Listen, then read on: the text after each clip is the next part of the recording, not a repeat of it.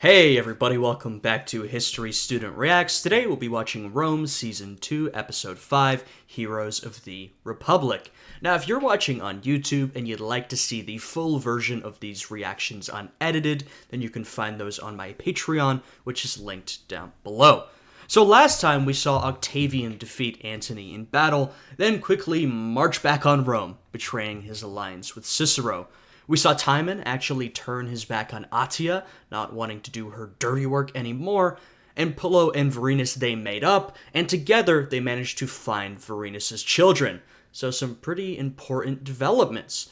Now if you're watching on YouTube, I'd appreciate it if you'd leave a like, subscribe to the channel, and if you're watching on Patreon, thank you guys so much for all of the support. Now with all of that out of the way, let's jump right into this reaction.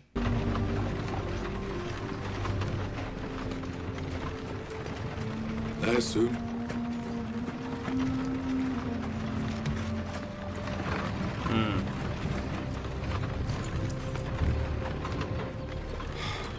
I mean, I'm very glad that they're all alive, but obviously none of the kids are in a good state. I've been thinking. If you don't want to, you don't need to go back to the Collegium. Anthony's orders don't stand now, do they? The orders haven't been rescinded. There's no there but thieves and cutthroats. It's no life for children. Then where? Where can they find respect and dignity now? Where can they live without contempt, Take 'em any place but there. Go far away. Who's to know? Lie, you mean? Live dishonestly. Average Pullo versus Vorenus situation, conversation.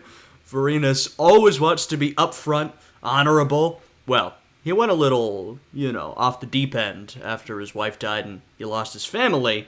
But typically, Vorenus always wants to follow the rules, be honorable to the best of his ability. Pullo, he's got less interest in that kind of thing. And as we've seen, sometimes that can actually get in Vorenus' way, but this is a dangerous, chaotic, violent time in Roman history. Pullo might be right. Maybe you don't want to be in Rome after all. But Rome, it is the center of the empire. It is an important place. There's a lot of opportunity there. So, there's a decision to be made. By whose authority do you block the road? By authority of Gaius Octavian Caesar. Though hold your horse, we'll get to you. Sister.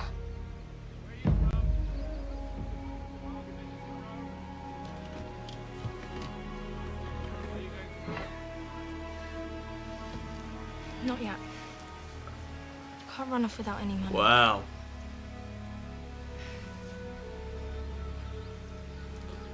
Octavian's brought it. I mean, I can't blame them, right? Their last couple interactions with their dad has been pretty horrible. In fact, frankly, since Vorenus came back from his service, things haven't really been super great. There have been a couple of good moments, but, and once again, I understand what Vorenus has been going through, but he has been quite harsh, very unstable with them. Their mother, she has died in part due to Vorenus' actions, right? I think if she hadn't killed herself, he might have murdered her, so I get it. I do think he's trying to make amends, though. You are a hero of the Republic. Caesar himself could not have conjured a finer victory. I am Caesar himself. Mm-hmm. Technically speaking. Indeed. On behalf of the Senate, we are deeply thankful. I love this. We're back to classic Cicero mode, where he is deeply displeased with the situation, but often has to bite his tongue. And Cicero always has a witty remark ready to go, so this is deeply painful to him. Technically speaking. Indeed. On behalf of the Senate, we are deeply thankful. Not quite thankful enough to give me the triumph I asked for. Now there I'm doing you a favor. Mutina was a lovely victory, it's true. But it was a victory over other Romans. See, so this is a standard right? The triumph is supposed to be for conquering new territory, winning battles against Rome's enemies, bringing loot back to the empire, right? Largely it's for conquering new territory and winning impressive battles. The idea of giving a triumph for a victory over other Romans, this is something that Julius Caesar actually did, and it was seen as quite distasteful. But, we've sort of entered into a new era of Roman history. A lot of those previous norms and rules have been broken or are in the process of being broken. You can also see here Octavian saying, I am Caesar himself, right? Once again, that association, him being Julius Caesar's adopted heir, that's extremely important to his political power, his image. It's very important. The people would not look kindly on a triumph, not with your army at the walls of the city. A little unsavory, perhaps. No, there he has a point. How good of you to say so.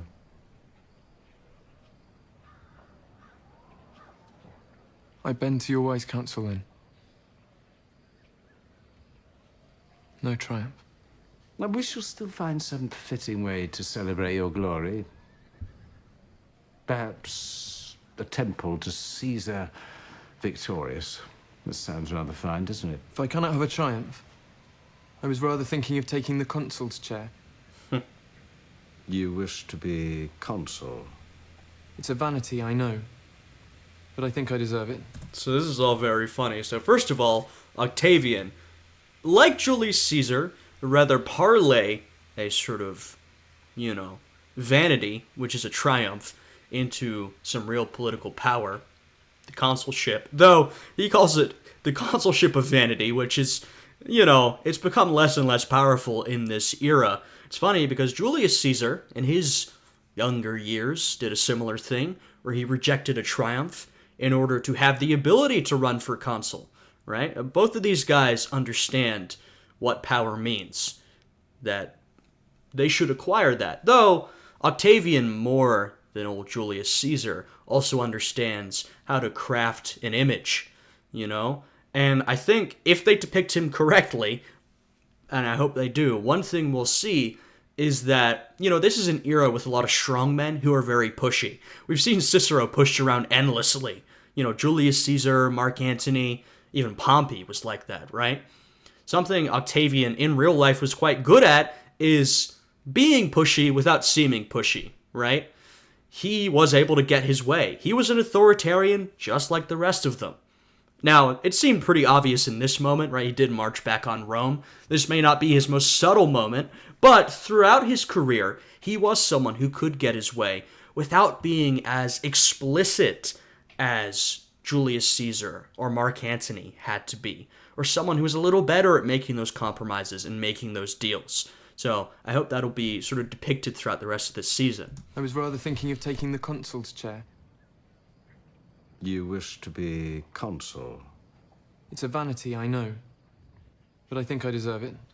And it would please my men. You're 19. You're too young to be senator. Leave alone consul, my dear boy. You've been listening to bad advice. You have no experience. You have no connections. He has an army.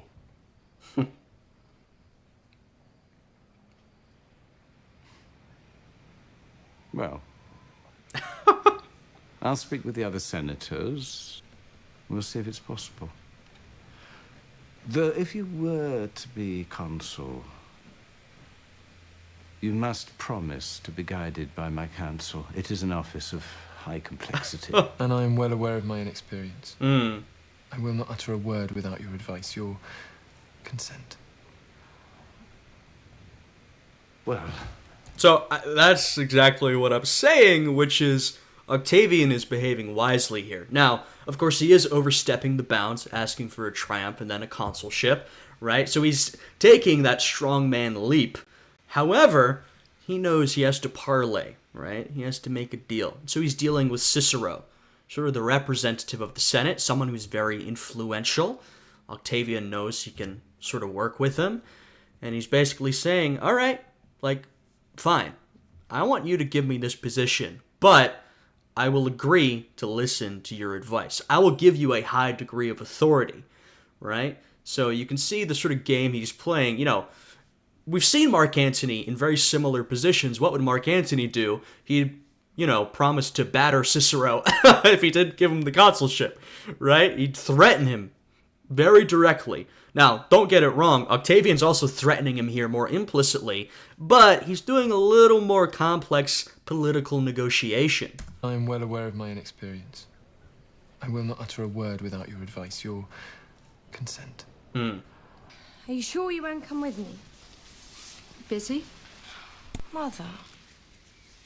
He will come to me. Make the first gesture and you will have the moral high ground. I gave birth to the ingrate. He will come to me. You're delusional. He's not coming. Thank you, daughter. I really appreciate these little chats that we have in between your drug binges. Are we going then? Oh, Atia. Should I give him your love? What should I tell him? You should really go, Atia. Tell him that he's still got all our money and we want it back. All right, the blue.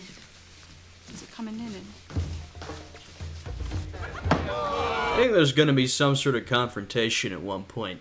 I mean, of course, you know, Atia is his mother, right? She's an important person, but, you know, like, we've seen this, a lot of people who've known Octavian since youth, they underestimate him. She still sees him as this sort of little boy, maybe acting out. I wonder if we're gonna, and I think we might reach a point where she sort of oversteps her bounds, and Octavian basically has to tell her, like, hey, I'm in charge here, right? Like, I'm a real political figure. I've got influence. I don't know, maybe we'll see. All our money and we want it back. All right, the blue. Our money, right? Atia still feels she's in charge.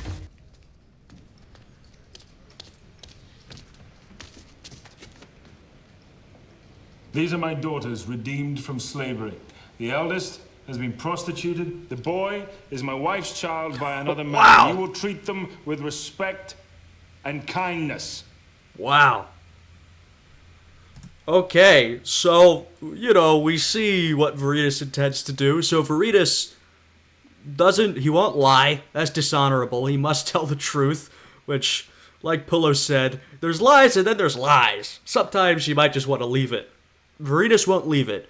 Word might get out anyhow. So Vorenus comes in, tells everyone what's happening, but through his position, his authority, he's basically saying, this is all true, but you will respect me and respect them.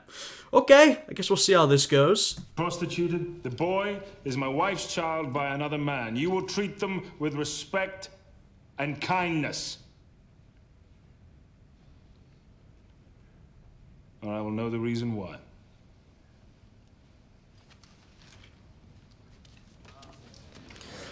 Quite an entrance. He's sweating.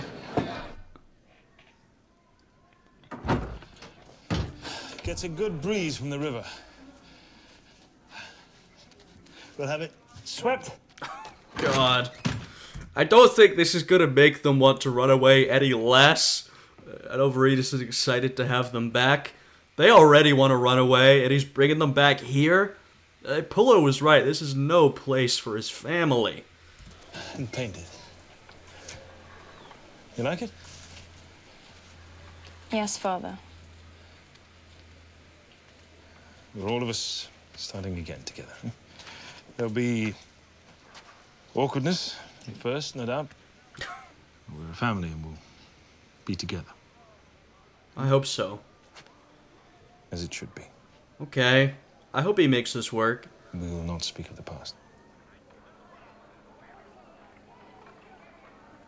Yes, Father.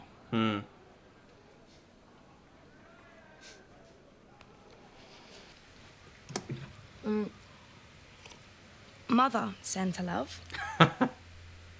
Does she? She does. And she would have come with me, only just a silly idea that you should come to her. She'll grow old alone then? I know how you feel, but really and truly, what would it hurt to let her have her way? She is your mother. Octavia, you were there. You know what kind of a mother she is. For gods no, I have reason to hate as much as you do. More, maybe. Well, where does that lead you? Who can you love if not your own mother? She put her lover to beating me. You credit her with too much power. Antony has a hold on her. She's scared and lonely without him. She made a True. mistake. She definitely made a mistake. Yeah, I don't know what to say here. I think, frankly, Octavian, right, he's got more on his mind than personal matters. He's got political matters. And his mother, she did, I said this previously, didn't fully side with Antony, but she kind of sided with Antony against her own son. That's bad form, right? Now, she asked Antony to spare him and all that sort of stuff. But, I mean, you could have very easily imagined a scenario where she sides with Antony, and Antony kills Octavian in that battle, right? So, I mean, I'd be pretty mad too. You credit her with too much power. Antony has a hold on her. She's scared and lonely without him. She made a mistake. I should have thought you, at least, would be on my side. Whoa. Mother, please. Don't be like that. There are no sides. There are. I love you. She loves you. You can't turn your back on family. She put her lover to beating me. Her sweat was on him. So they had made love. So they are lovers. Don't be so damn pious. You just thrown the family into ruinous debt. For this. So you can play at soldiers. I might have beat you myself. Clearly there's no point in further discussion then. Please, don't be angry. Come home.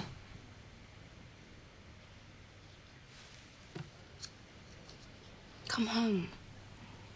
I don't intend to enter the city until the Senate has ratified me as consul.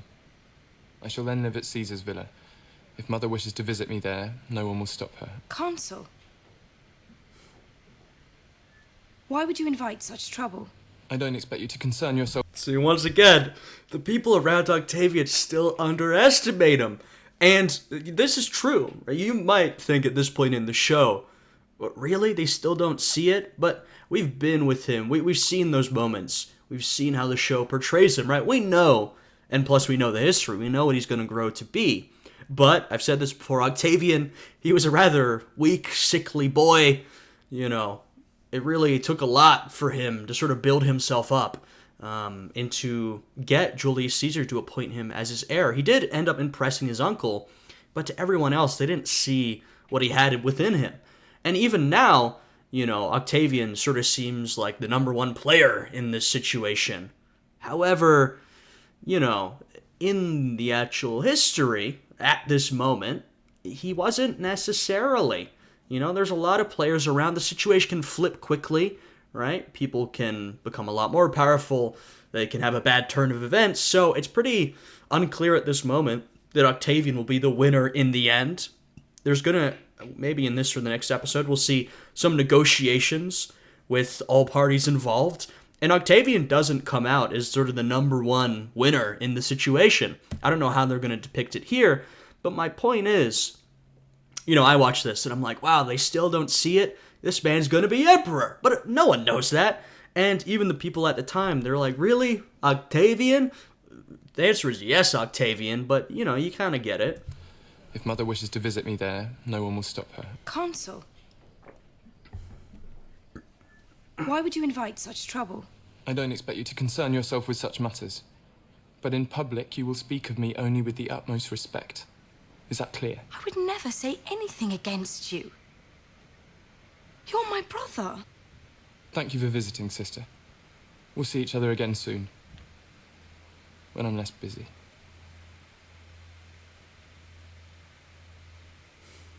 Tough. What a stupid ass you've become!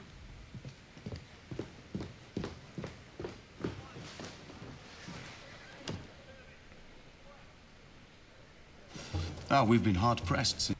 We've seen Octavian, you know, I've said this before, he could be a little sociopath at times. Now, to be fair, that's overstating the case. He definitely has feelings, he does care about some people, but we've seen he's got a penchant for violence. he doesn't have too much concern about, the condition of a lot of other people. He's extremely ambitious, and one of the things that allows him to be so ambitious is, frankly, his lack of emotion for a lot of people. This is true of the real Octavian, too. Someone who is extremely ambitious, I think, could be a little, sociopathic sometimes. And so, I'm not saying this doesn't hurt him. I do think he cares about his sister. He probably even still cares about his mother, but he's willing to put all of that aside for his own ambition.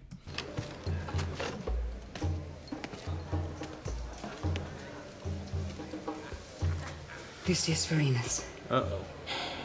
Raise your head, lady. I'm harmless enough. Okay.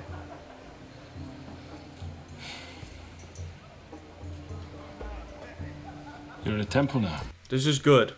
Okay, Vorenus seems to have turned a new leaf. Yeah, you didn't like it when Vorenus was depressed and angry and on the edge. That man would literally strangle anyone at any moment. Getting his kids back seems to have mellowed him out a little bit, which is how I like him better. Though if the kids run away, I don't know. I was worried about how this interaction with Laddie would go. I guess we'll see, but good start. Children. Are they all right? They're well enough.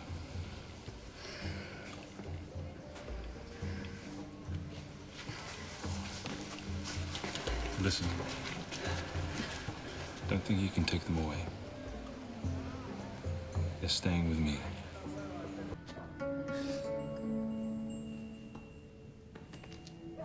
You gotta stop leaving your wife, Pullo, or dragging her around Italy. Come to bed, love.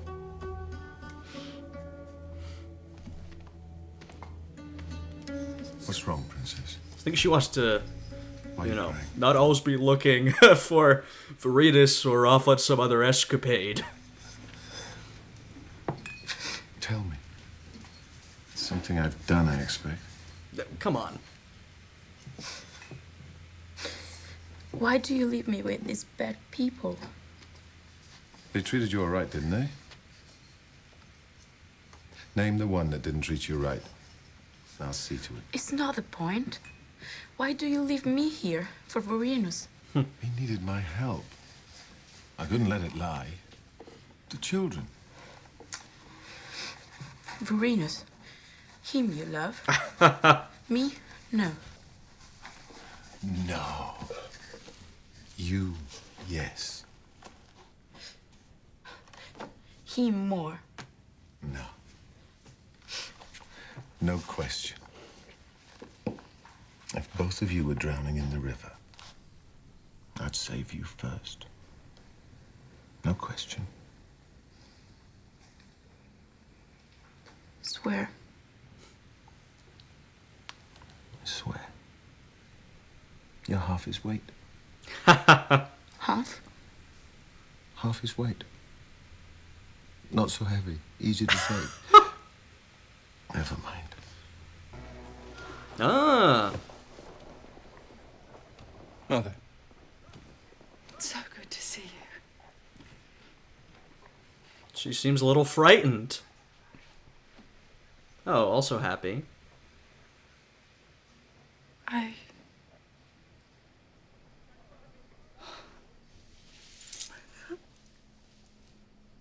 My son. Forgive me. Forgive me. I've been wicked and cruel, but beat me, kill me, do what you want, but just please forgive me. Mother, please. I spit on that pig Anthony for leading me astray. I've been a terrible mother. I wonder how much of this is acting. Atia's a pretty good actress, but I don't know. I don't know with her. I do think she cares about her son. This is quite the performance, though, but maybe legitimate, maybe not. Please forgive me. Mother, please. I spit on that pig Anthony for leading me astray. I've been a terrible mother. But I can change, and I will change if you just give me a chance. Darling, only son, God's be my witness. I'm so sorry. I'm so sorry.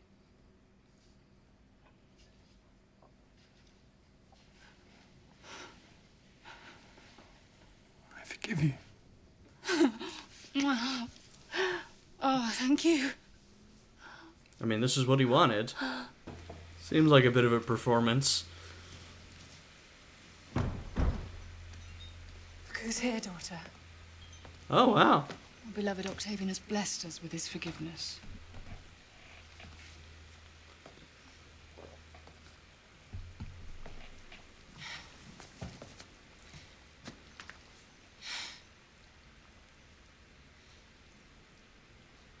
Welcome home, brother.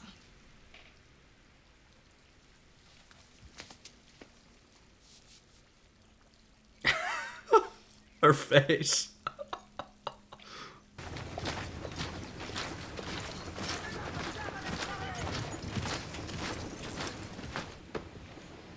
Lepidus. Ah. Here he is. My old friend. How are you? Bearded Antony. I've seen better days. Off you go, boys. I don't think General Lepidus has any ill designs on me. Do you? Not under present circumstances. Come on. I always like it when we get an important character who has not been part of the story so far. I felt the same way when Agrippa was introduced. Well, I was more excited to see Agrippa than Lepidus, let's be honest. But it's cool seeing them bring in someone who should have already been a part of the story, but we're getting to see him now. Designs on me. Do you? Not under present circumstances. Come on. My men deserted to your side with amazing alacrity. Not a single blow struck, yet my camp is empty. Amazing. Yes, I really must write to Cicero and the Senate. It was remarkably generous of them to give me so many fresh troops. I confess, I had no idea how popular you are with the rank and file. Soldiers like a little spit and dirt in their leaders. You were too... So I like these depictions. So first of all, in the sort of coming... Well, we're going to form another triumvirate, but Lepidus will be sort of the lesser of the partners in the long term. Initially, actually, Octavian will sort of be the one, surprisingly, with a weaker position, but over time, Lepidus is going to be the least important of, himself, Antony, and Octavian. But still important in the grand scheme. Well, less in the grand scheme, more in this specific moment. So I kind of like the depiction here. And Antony's right. Antony was popular among the rank and file, especially at this point. He's a soldier, right? Sure, he's an important political leader, but he's always been a soldier first and foremost. The men like that. However, one of the issues is that Octavian is also popular among the soldiers. Now, he is not a soldier, right? That's not his type of thing. But he's pretty good at appealing to his men. He's a charismatic guy, if a little awkward at times. He is also the direct heir of Julius Caesar, who they loved more than anybody. So you've got these two personalities, who the soldiers both actually like, Antony and Octavian. Octavian, in the end, will have a bit more pull, but they like these two. And then Lepidus, who, like I said, is sort of the lesser partner of the three. I like the sort of way he's being depicted here. I had no idea how popular you are with the rank and file. Soldiers like a little spit and dirt in their leaders. You were too noble for them, perhaps, too aristocratic. And, Julius Caesar, right, the thing that Julius Caesar had is that he was aristocratic. He came from a very important family, the Julii family, or the Julii family, I should say, sorry. So he had that background, but y'all saw how good Caesar was at appealing to his men, right? Caesar was someone who wasn't afraid to really get in there sometimes. Antony more so, but Julius Caesar as well. Caesar was someone, he had sort of the charisma and charm of an Octavian, right? In these speeches and the populism and all that sort of stuff. But, like Antony, he also appealed to his soldiers, right? So we saw that with Julius Caesar too, despite his background. But maybe so. So, what to do now? Strictly speaking, of course, I should kill you. Always the threats. I really don't wish to be punitive. But on the other hand, I can't really let you go either, so... What to do? What to do? Oh, would you be willing to act as my second in command? Uh-huh. Dear me.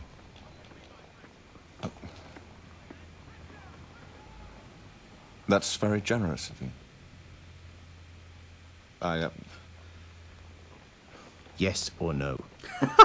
Well, I can't really say no. Yeah, you've got no choice. No. You can't.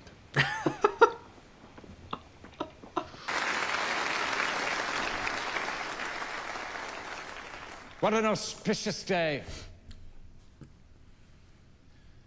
Many gave their lives that we might stand here once again, united in the government of a lawful republic. Uh-huh. Is that what this is?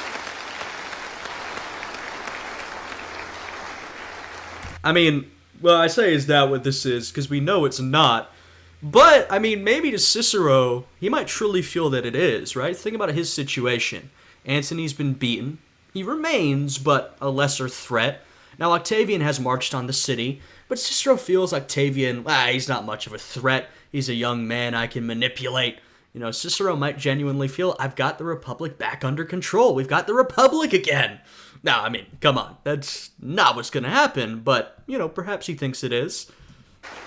And how fitting that we welcome this new beginning by swearing in the youngest consul in the history of Rome, Gaius Octavian Caesar.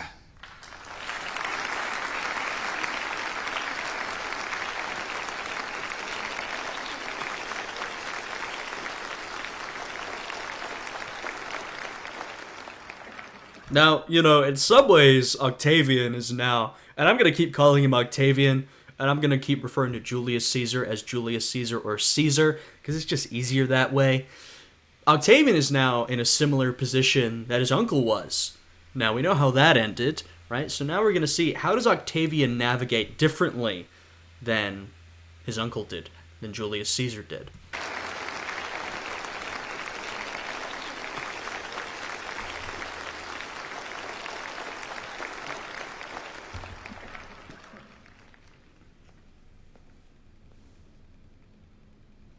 Esteemed senators, I take this first moment before you not to glorify myself, but to honor my father. In his honor, I declare that my term as consul shall usher in a new era, an era of moral virtue, of dignity. Very interesting. So Octavian takes the opportunity to honor his father, his adopted father, Caesar, his uncle by blood, right? And this is something that Octavian does. I mean, maybe he really wanted to honor the guy, but also remember, Octavian's esteem, his prestige, is so tightly linked to that of Caesar, to the legacy of Caesar. And so something Octavian does is he does his absolute most to expand on that legacy, to honor that legacy, because, you know, it helps him. Now, like I said, I mean, there may be something genuine there as well, but that's not the point, right? The point is that it also helps him. And this theme of moral virtue is actually a theme that Octavian would harp on, especially during his time as emperor, right? He was definitely a sort of advocate of moral virtue and would sometimes legislate in favor of moral virtue. So that's a theme that you'd see throughout his time as ruler. I declare that my term as consul shall usher in a new era, an era of moral virtue. It's sort of funny coming from him. Of dignity. The debauchery and chaos we have had to endure will now end. Rome shall be again as she once was, a proud republic of virtuous women and honest men. I mean, that's what Cicero wants to hear. He's saying the right things. not as a soldier or citizen, but as a grieving son. As my first act in this reborn republic, and in honor of my father, I propose a motion to declare Brutus and Cassius murderers and enemies of the state.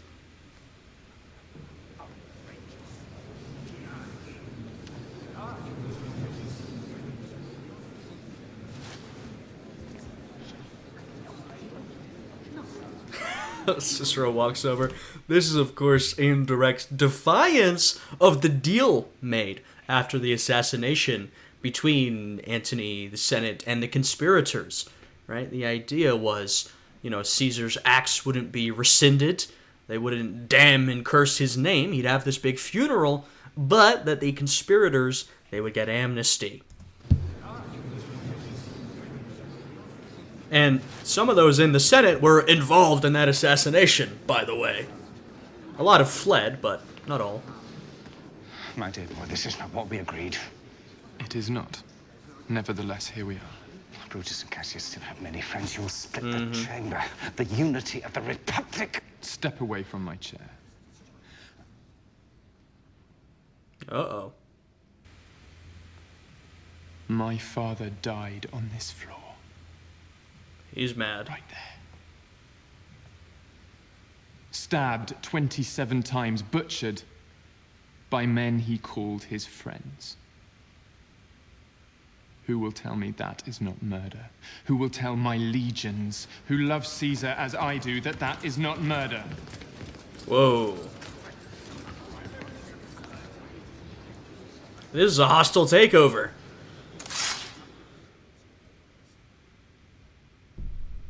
Who will speak against the motion?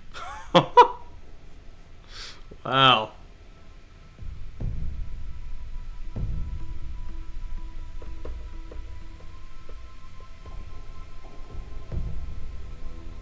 Some willing. Definitely, you know, setting up Octavian in sort of the boy king archetype. Which I don't think he's exactly how he was in real life, but I guess we'll see how this all plays out. There's still a lot of negotiating to be done. Take a letter.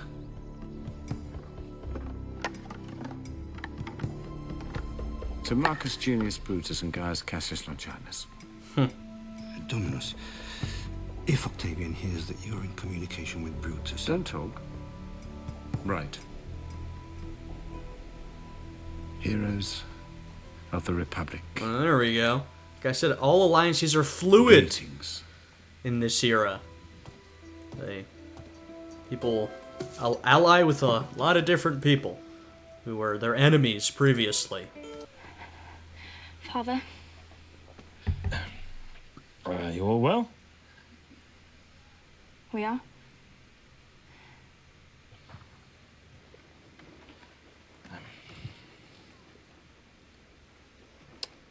Broken, is it? No problem.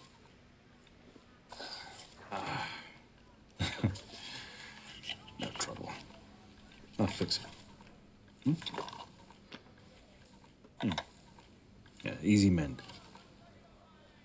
I've been very busy since we've been back. We've not spent enough time together. I thought maybe sometime soon we could spend the day together. In the country. Would you like that?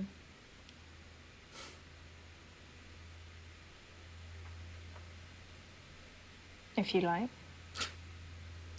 Good. Good. Yeah, we'll do that. We'll do that. He's trying, man. I know he's not the most sort of paternal presence. You know, he's a little awkward, but he's trying. He really is.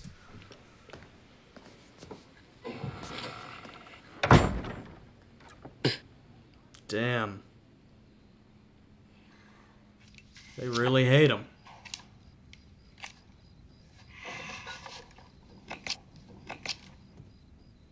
I mean, he did curse all of them after their mother died. So, like I said, I mean, I understand their position.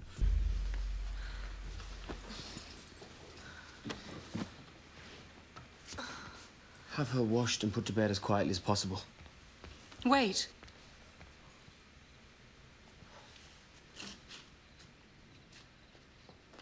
Good evening, madam. You'll excuse me if I hurry away. Exactly what are you doing with my daughter in the middle of the night? He abducted me. Oh? I was at a perfectly nice party with Jocasta, and this impudent brute abducted me. And brought you home to Mother. It's a strange abduction. Where was she? Octavia, you had best tell her the truth. Talking about virtue, we've got the virtuous Agrippa. I mean, Octavian was talking about moral virtue. And exactly. Abducted her from a party and brought her home to her mother. And brought you home to Mother. It's a strange abduction. Where was she? Octavia, you had best tell her the truth. Where were you? I was at an orgy, Mother.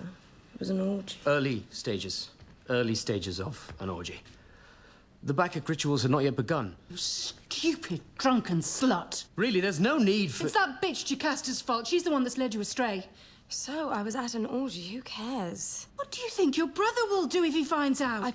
Yep. So, I was telling y'all, you know, moral virtue, when it was actually a big thing for Octavian. Now, they're kind of taking something from a little later in his career and imposing it on earlier Octavian. This may have been something he cared about at that time, but it was more during his reign as Augustus that he was very concerned with moral virtue, and moral virtue in terms of sexuality in particular, right? He wanted to legislate against exactly this sort of thing, right? There was a lot of scandal, a lot of sexual impropriety. Octavian, as Emperor Augustus, he didn't like that, right? Now, like I said, they're kind of taking this from a little later and bringing it back earlier, but this was a concern of his. And slut. Really, there's no need for... It's that bitch Jocasta's fault. She's the one that's led you astray.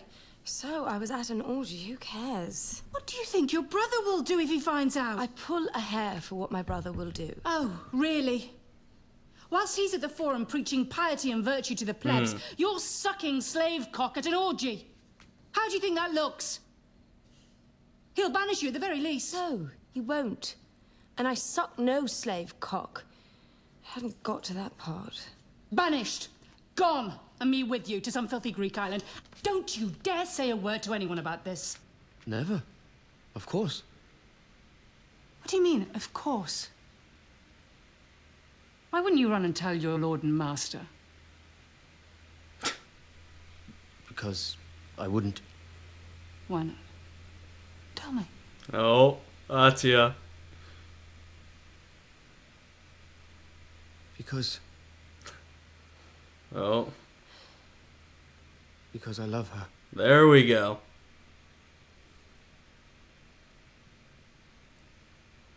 You only say that because you don't know me. No. No, I know you very well. You are kind. And full-hearted and beautiful. And I would tear down the sky for you if you asked me to. All right, lover boy. I mean, there's the personal stuff, and I don't know how Atia's gonna try and manipulate this. I will say, you know, politically, it's not a bad match either.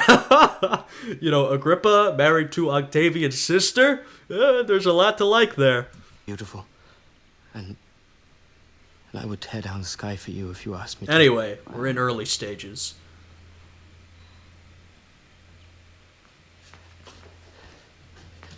If you ever speak to her again like that in my presence, I shall be very angry. Wow, what a threat.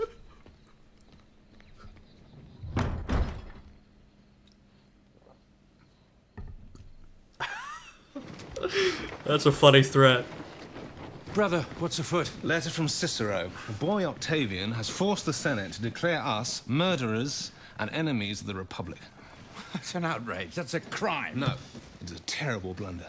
But Octavian was set fair to unite both Senate and people behind him. Now, the Senate fears they have created another tyrant. They have. Cicero begs us to return as soon as we can. Begs us to save the Republic. Scribe! So Octavian has only the 4 legions, no? Antony's 7. That's the beauty of it. Look, Antony and Octavian hate each other far more than they hate us. Soon enough, they must fight each other for supremacy. We need only wait, mop up the survivors. Right. And, you know, that's wise thinking. I mean, that is true. Those two hate each other. They're infighting. They're going to destroy each other. What if, however, what if Octavian and Antony decided to team up? Unthinkable, you say. Sure, at this moment, that seems unthinkable. But if it was to happen, then I think Brutus and Cassius would be in a lot of trouble. But, you know, maybe that'll never happen, right? At this very moment, yeah, I think he's got a correct picture, which is, look, Cicero, the Senate, they're split, they're mad at Octavian. Octavian, Antony, they're infighting, they're at each other's throats, they're going to kill each other. We need to take advantage of this situation. In the moment, that is, I think, accurate reasoning. That's the beauty of it. Look, Antony and Octavian hate each other far more than they hate us. Soon enough, they must fight each other for supremacy. We need only wait, mop up the survivors. Scribe!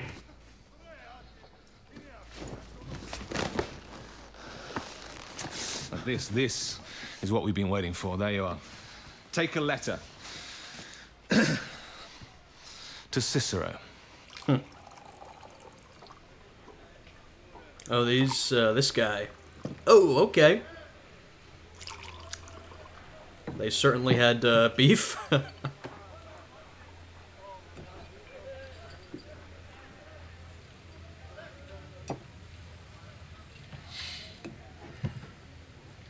Bacchus.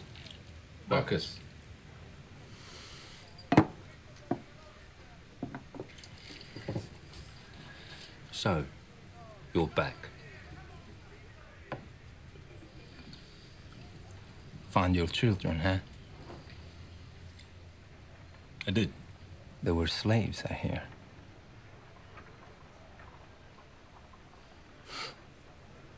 They were.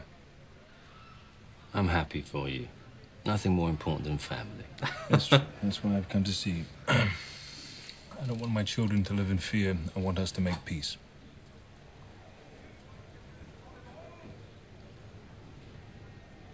Peace. You might have to offer something, Vorenus. I think they feel a little slighted by the way your relationship left off. I don't want my children to live in fear. I want us to make peace. You were kind of a menace, frankly. I mean, so were they, but, you know. Peace. The new consul demands it. Oh, I spoke to him, did you? He and Pullo are old friends. What do you mean? It's all right, brother. Cotta here means no offense to you, Cotta. It's bloodshed. It's bad for business. It's bad for the city. Bloodshed started by you. I won't deny it. I was angry, but now I'm calm. I can see clear, and I can see that we've all suffered enough. You remember how many men you lost? A few. You, Cotta, how many? Not as many as you. All good men, wives and children gone, and for what? All we've given is strength to our enemies. With peace amongst us three, Acerbo and... This is funny. This is... I wonder if they're going to parlay it into this, because this is somewhat reminiscent of the forming of a triumvirate. And I know I never want to say... I don't want to get too far ahead, right? That sort of spoils it a little bit. But what I'm waiting for at some point soon is the forming of the second triumvirate. So I wonder if we're going to get that, because there's some serious parallels here. In fact, after seeing that scene with Brutus and Cassius, maybe that's, you know, the message we're supposed to be taking from this. That's interesting. All good men, wives and children gone, and for what? All we've given is strength to our enemies. With peace amongst us three, Acerbo and the lower collegia will have to kiss our feet as they once did.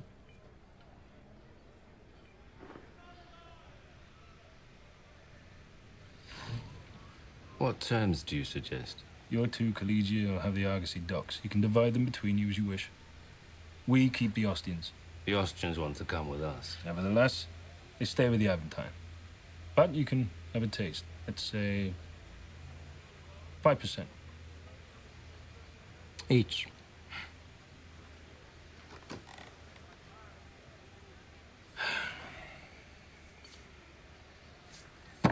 That'll make you happy.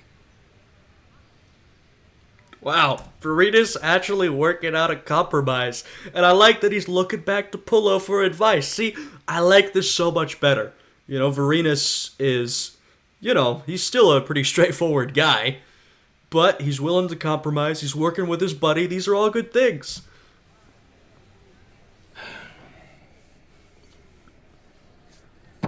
That'll make Plus, you happy. Pullo wants peace for Octavian, so this matters to him.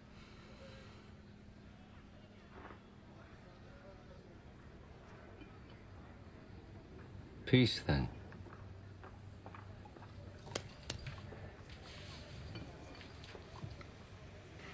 They'll think we've gone soft. Let them. We need time to regain our Oh, strength. interesting. While they're fighting over the spoils of the Argosy, we'll be recruiting men and restoring order. It's gone soft. Maybe, maybe not. We'll see.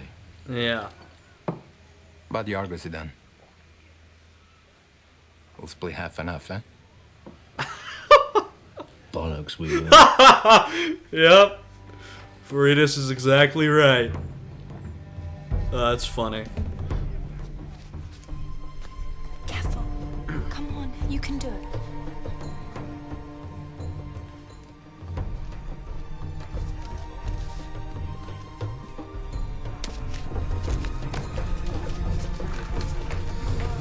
There they go. Oh, the children. Children, what are you doing here? We've run away. Run away? Why? We can't stay with that evil man. He is your father. He killed Mama. He cast us to slavery and disgrace. I understand. Yeah. So, you know, I get their perspective, right? As I said, you know, technically Niobe took her own life, but come on, under threat from Vorenus, and it was pretty clear he was going to kill her if she didn't. Then when they showed up, he cursed them to disgrace, and how did they end up? They ended up in slavery. To them, it must feel like he's pretty responsible for all of this. And that's a fair perspective, right? Now, I'd say he's not quite that responsible, you know? But I get that. You know, it's just a shame, because we've been following Vorenus' journey. He's done bad things, he's made mistakes, but at this point, he's really trying, and I just worry that losing his family again is going to send him down the wrong path. Again, perhaps even worse. He is your father. He killed Mama. He cast us to slavery and disgrace. I understand it's a hard thing to bear, but it is, as it must I be. hate him. And for hatred, you lead your brother and sister unprotected into the street. Right. I'll take care of them. We've got enough money. The first thief that crosses Yeah. your path will have that, and then... There's also the practical thing. Maybe Verena can make it on her own. I believe that's the name of the eldest. But what about the two younger kids? I mean, clearly the younger girl also hates Vorenus. I don't know if the boy understands what's really going on. He seems quite young. But, you know, I mean, maybe it's not the best living situation with Vorenus. I won't deny that. But, you know, they are sheltered. You know, he's got money to feed them, clothe them, and relatively protected. I mean, I know they're surrounded by a lot of scoundrels and violent people, but I think Vorenus will keep them protected. So, yeah, you know, I think taking them out onto the street, they've got a far worse shot. And for hatred, you lead your brother and sister unprotected into the street. I will take care of them. We've got enough money. The first thief that crosses your path will have that, and then what? You're alone in the world. How will you live? By stealing? By whoring? If I have to. And your sister, when she turns woman, shall she be a whore also? Your brother a catamite?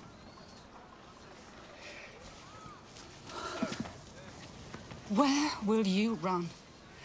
Vorenus will not find you. You're all he has left. He'll not rest until he has you back. True.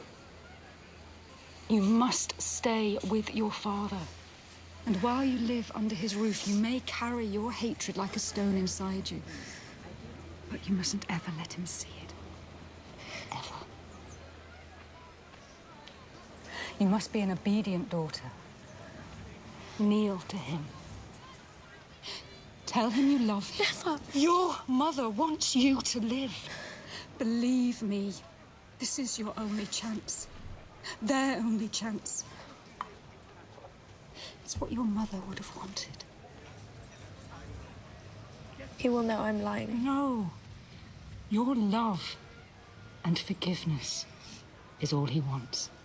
You will thank the gods for redeeming him.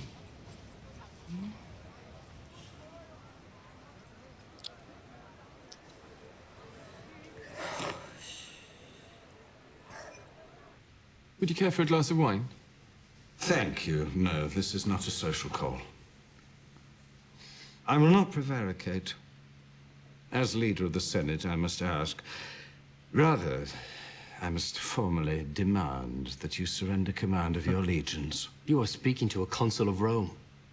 Give up my army. And why would I do that? The Senate feels that you have used your legions in a coercive manner against them. They're inclined to resent it. I'm sorry they feel so. But with all respect, their resentment has no teeth. What will happen if I do not do as they say? Perhaps they will throw their sandals at you. Word comes from the east. Once again, I do think, and look, I'm not saying that Octavian was never extremely authoritarian. He was at several points. And I'm not saying that it was never obvious. It was. I will say, that I feel this is almost, once again, taking sort of a later part of his career in Roman history and moving it backwards in that, yeah, Octavian would become Augustus, the first emperor of Rome, this extremely authoritarian figure. And he's sort of acting like that here, you know, with the, well, you know, why should I do that? And what can you do to me? But we're just not quite in that situation yet. Like, Octavian still has a whole lot to lose right now. He is, frankly, still on shaky footing. So it's maybe just a little too much from him, you know? Maybe just, maybe tone down the sort of blatant, explicit tyranny a bit, you know? At least at a time like this. Their resentment has no teeth. What will happen if I do not do as they say? Perhaps they will throw their sandals at you. Word comes from the east. Brutus and Cassius are returning to us. They bring with them 20 legions. How many legions do you have? 4, is it? And so, I'll also point out, this is something I've been saying throughout the series, which is, this is an era when, in order to have political influence, you need force. You need violence. You need an army, right? You don't necessarily need the biggest army, though that helps a lot, but you at least need an army to enforce your will. And Cicero, he's trying to gain the upper hand here, and what does he do? He basically says, I've got an army coming, right? He's making threats. So this is no longer the Republic of old, and it hasn't been for a while. In order to even get his way, you know, Cicero's fighting fire with fire, and that's really what this era was. We saw this with Pompey and Caesar. Yes, Pompey claimed to defend the Republic, and a lot of the senators sided with him, but he was just as much a strong man as Caesar was, right? And in this era, Cicero really cements himself, or portrays himself, as the defender of the Republic and Republican values. But, you know, he can't do that through, you know, Republican-style politics. He needs to use force. He needs to say, look, even if it's not my army, Brutus and Cassius, they've got an army coming, a big one. That's why you should listen to what I say. With them, 20 legions. How many legions do you have? 4, is it? I have no notion of their intentions, of course, but I suspect they're displeased to be named murderers and enemies of the state. You suspect that? They were named so because they are so. Be that as it may. If you were to disarm yourself, I might persuade Brutus to treat you leniently on account of your youth and inexperience. Let us not contemplate the alternative. It's exactly what you want Octavian here to contemplate. Account of your youth and inexperience.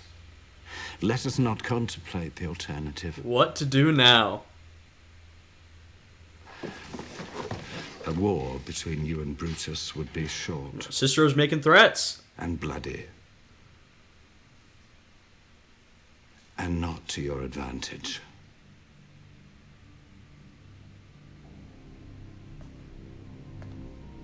So, for once, we see Cicero in the position of the big man. Rare. But he's playing the game. 20 legions, eh? He exaggerates the number, I expect. Half that number would be enough to crush the men we have. It will be some months before they arrive. We could raise more legions in the meantime. Fresh men. Untrained, there'd only be so many more mouths to feed. Sir? So let's think about it. You need more men, right? Raising fresh men, not a great option. Where can we find a bunch of legions that are well fought, veterans, ready to fight? I don't know. Maybe Cisalpine Gaul? Maybe under the command of your old bud Mark Antony. Fresh men. Seems unlikely, Untrained, but it's an there'd only be option. so many more mouths to feed. Sir?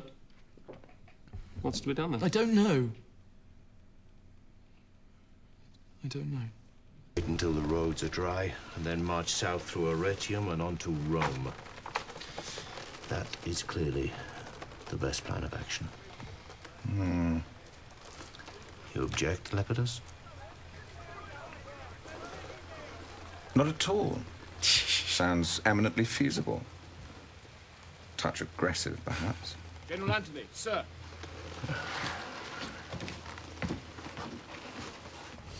I will say, you know, I did say earlier that Lepidus was the lesser of the three, you know, sort of strong men. Well, we have more than three, but the lesser of the three important ones.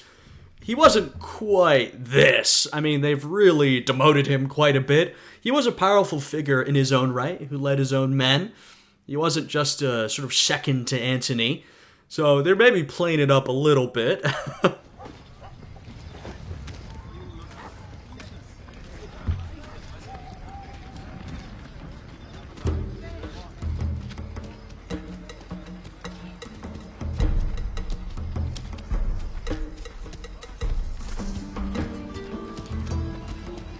Oh. It's not what I expected.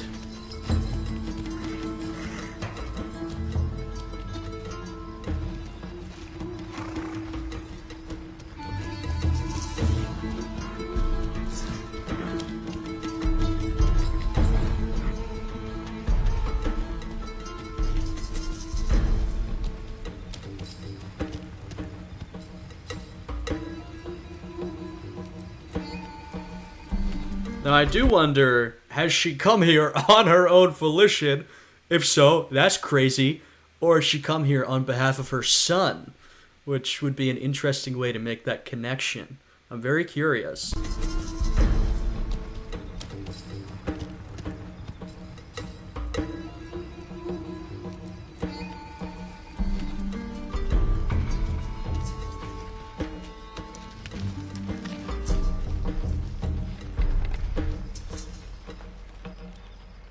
I'm not sure about the beard.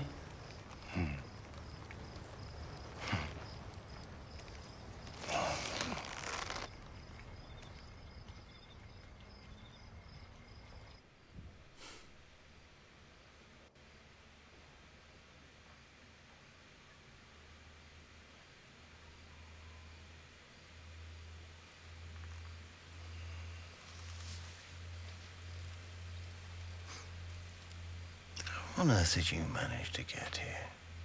All alone? Oh, I'm not alone.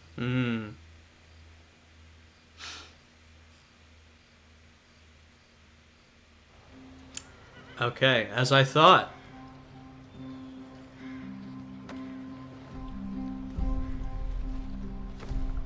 She was sent to make the connection.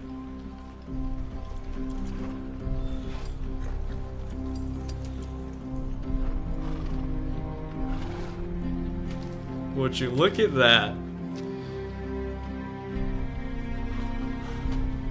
I love the fit Antony has right now.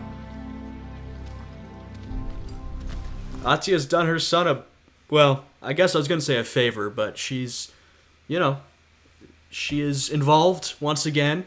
But, I mean, what does she want? She wants Octavian and Antony to team up. That's what she's always wanted. So, this is in her interest as well. I'm curious how they depict this meeting.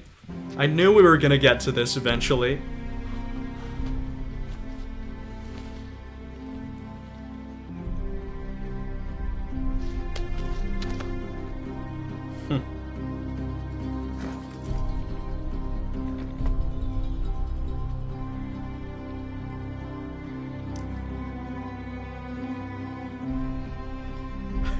A little tense. A cow can't have 3 balls. I hear it's not funny.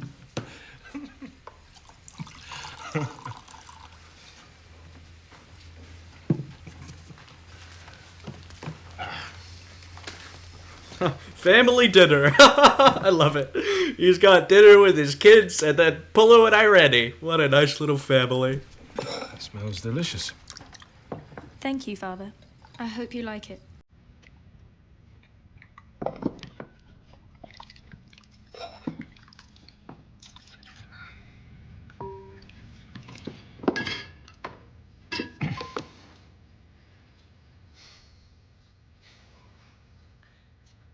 Family. Family.